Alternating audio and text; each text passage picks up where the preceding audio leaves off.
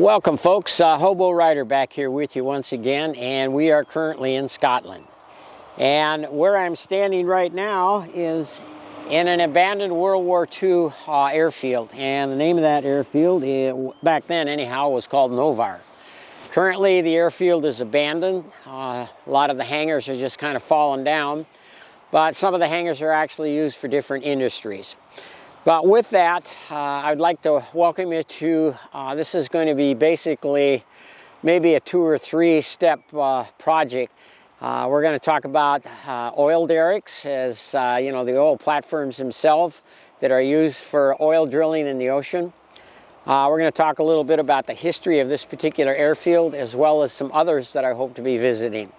So I hope you follow along with that, folks, here in Scotland as I ride. Yeah, let's see, I've been riding for almost a month now, and believe me, the weather has been really nice, but the wind is wicked cold. So really not sure how much longer this is going to go on, but we're going to create some stories nonetheless. So once again, this is Hobo Rider looking back at you one more time, and I welcome you. Thank you.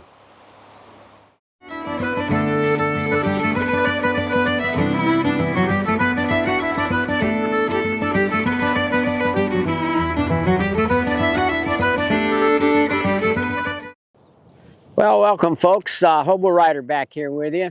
And as I had stated, it's been a while now, but I had stated I was coming to Scotland, and that's exactly where I'm at. Right now I'm in a place called Evergordon, and I'm probably not saying that correctly, but nonetheless I'm not Scottish. But behind me, what I found incredibly interesting, because I've never actually had a chance to see these actually in person. So I'm going to give a brief description of what you're looking at behind me. And these are oil rigs, and the ones with those large triangular shaped towers, if you will, that are going vertical.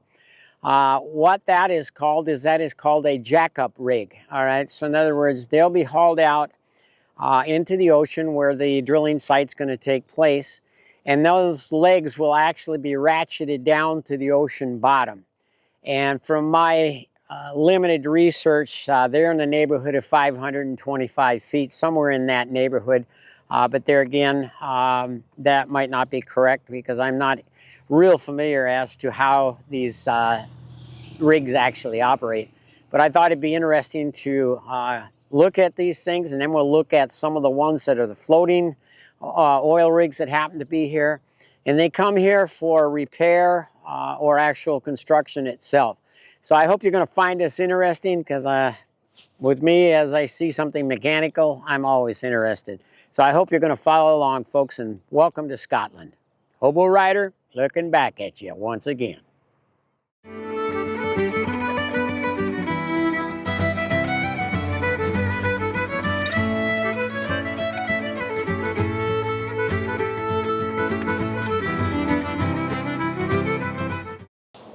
So if you look on one of the verticals on this tower, you'll see on the back side, you'll see the teeth, if you will, and those teeth will engage with a raising or lowering system that's actually on the platform itself.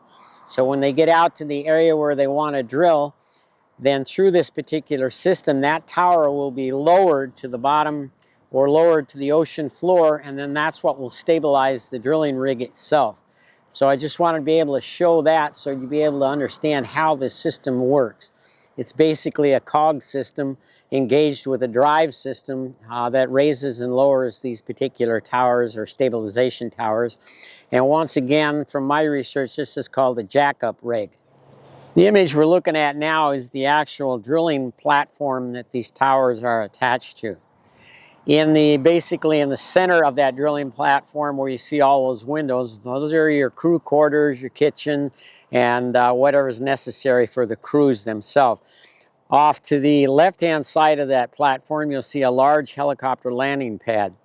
And the reason for that is the crews that actually work on these platforms are flown in and out of, depending upon their duration of their period that they're going to work. So anyhow, that's the actual platform itself. And there's other things you can see there. There's an orange lifeboat off to the right bottom portion of it. And you can't actually see at this point, you can't see the bottom of the platform.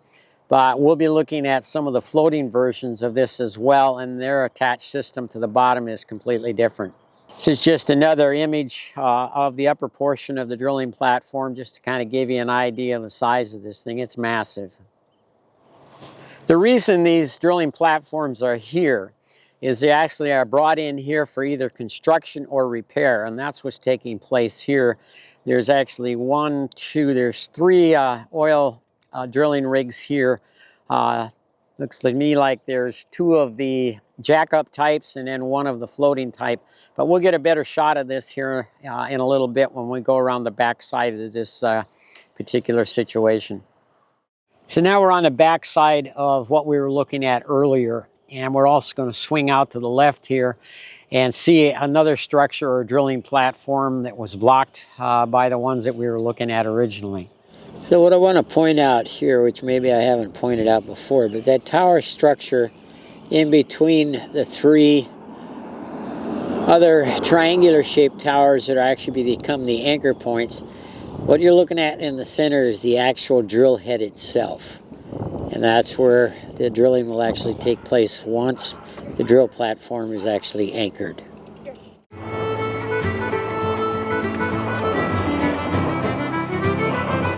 So we had to leave the last area I was at because the Coast Guard has a rescue mission that's just starting.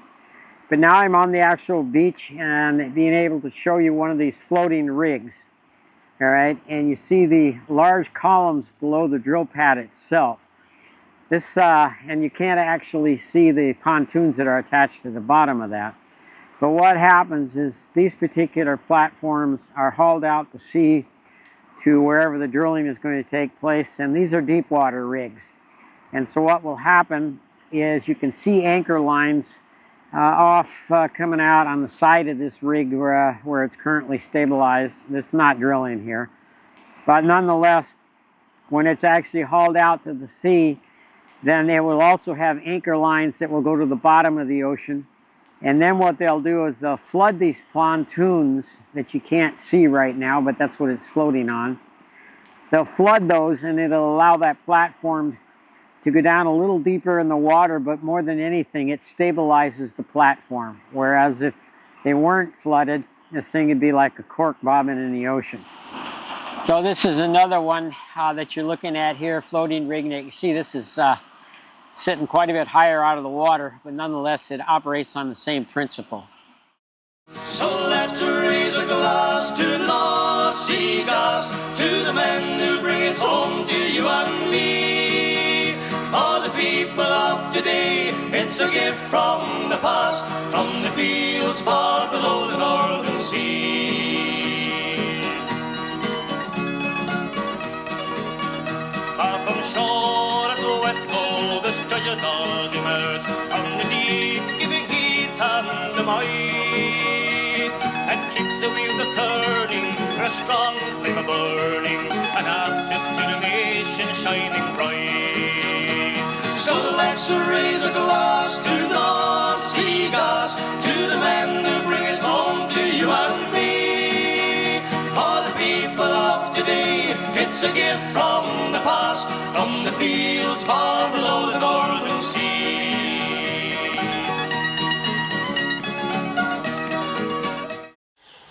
Well, folks, one of the other areas that I wanted to talk about that I found incredibly interesting, and it still has to do with oil, and that is the actual pipeline that the oil and gases are transferred through. And what I found at the airfield, the World War II airfield that we're going to be talking about in a little bit or on the next project, there is a facility there called well, it's not Evan Gordon, it's Evanton, I'm sorry. It's Evanton Spool. And so the security there was pretty incredible, and that's really what kind of piqued my curiosity. So with that, I went to visit I guess you would call it the security gate, the main security gate. And I happened to meet this wonderful lady that was in charge there. And she initially spent at least 2 hours with me explaining what they actually do there. And that just actually blew me away, because what they do there is they produce this massive pipe that is lays on the bottom of the ocean, if you will, and transfers either gas or oil from continent to continent. And what really got my attention was the size of this pipe. That was the first thing. And if you look at the size of this pipe, it's right about in this category right here, all right, which is about 18 inches if you're doing it in inches and not centimeters. But nonetheless, 18 inches inside diameter, and the wall thickness on this pipe is at least 3/8 of an inch thick. I mean, that's thick stuff, okay? So what they do here is they weld a kilometer of this pipe together at a time. So I don't know if I'll be able to show you a picture of the actual facility because, as I said, the security was pretty tight, so I couldn't fly my drone. But nonetheless, they're welding this pipe together 1 kilometer at a time. And this, I'm going to call it a runway for lack of a better term for it, but it goes an incredible length all the way out to the sea in this bay. And that is where eventually a spool boat, and this is the boat that will actually come in and do what I'm going to talk about here in a minute. But anyhow, back to the actual welding of this pipe together, all right? So they're welding this pipe together. It takes approximately 100 days non-stop when they actually start this process, because what they're producing is they're producing between 60 and 70 kilometers of this pipe all welded together. And then what happens is this pipe goes down this long pathway on rollers, if you will, out to where the spool ship will hook up. And they'll wind up between 60 and 70 kilometers of this 18-inch pipe onto massive spools on this spool ship. And then the ship takes it out to sea, either lays it between continents or starts at the oil platform and takes it to wherever it needs to go. But it's incredible. It's the same kind of pipe that where they had that explosion between 2 continents there in Europe. Same kind of pipe. But how they weld this pipe is what's absolutely amazing. Myself, having done a lot of welding over the years, what this pipe has, and I'm going to just try to make this very, very, very basic, is this pipe on each end has what's called a bevel. And at the bottom of this bevel, there's what's called a land, all right? And it's, in this particular case, if it's 3/8 of an inch thick, it's probably an 1/8 inch land. And that's where they actually start the weld, so that they know that they have complete weld all the way through this pipe as you move upwards.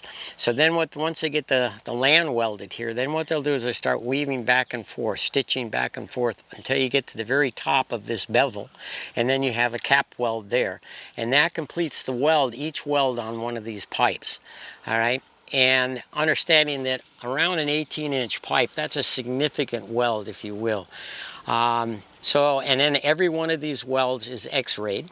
All right, and if there's anything in the x-ray such as a crack or a weld bubble in there, then they have to re-weld that entire piece of pipe. But imagine that on 60 to 70 kilometers, okay, of this pipe. And there again, for those of you who are not familiar with kilometers, 1 kilometer is approximately 0.6128 of a mile. So you're talking 60 to 70 kilometers. That's a lot of miles of this massive 18-inch pipe. The other thing that I want to point out, or that piqued my curiosity, was the fact that you got 18-inch pipe, and this is heavy pipe. The molecular structure in that pipe, when it's like this, is one way.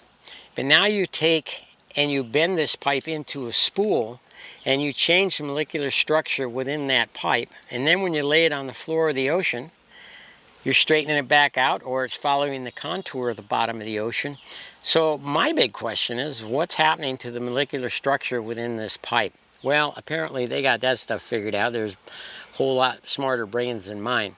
But anyhow, I just wanted to point that out before we get into the conclusion of this particular episode on these oil derricks or oil rigs, because I found that just absolutely fascinating. But there again, it's me, I like mechanical stuff. So from here, we're going to move into the conclusion of this oil project.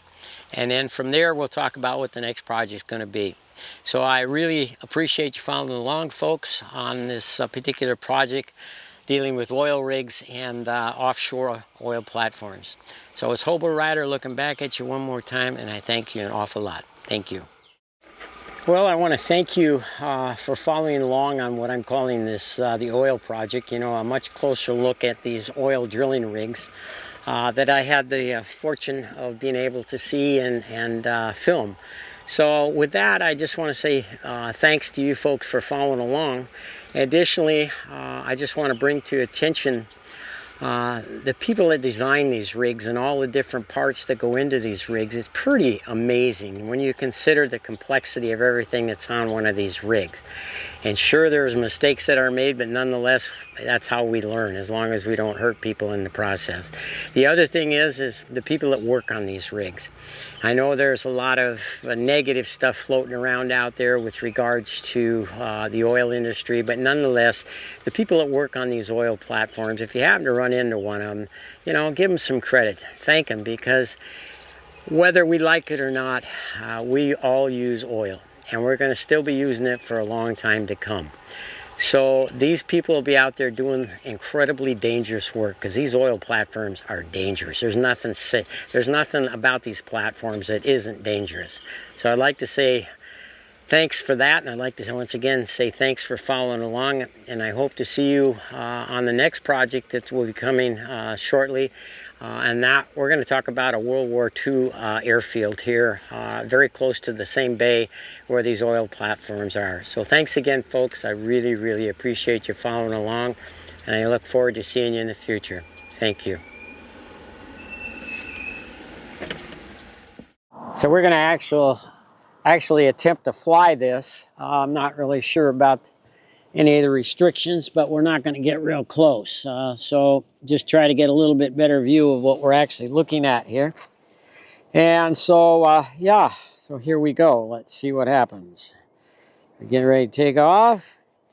All right, first flight in Scotland. Make sure that we got everything that's controlled right. Forward. All right. And let's make sure we go and turn left, right. And I think in this situation, what we're going to do is we're going to go straight up. Maybe. There we go.